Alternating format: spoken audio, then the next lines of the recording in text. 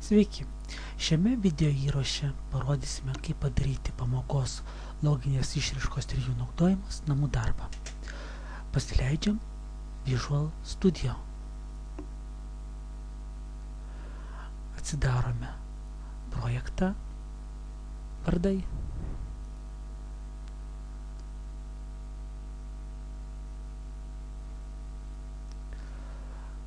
Susirandame formą. Du kartus spaustelim kairį pelės klavišą ant mygtuko. Ir po pasisveikinimo su Jonu prirašome else if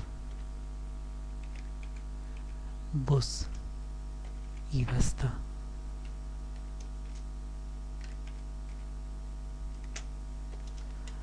Antanas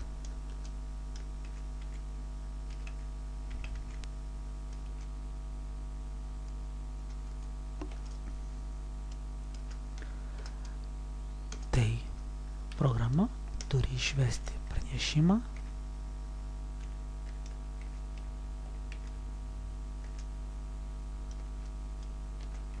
labas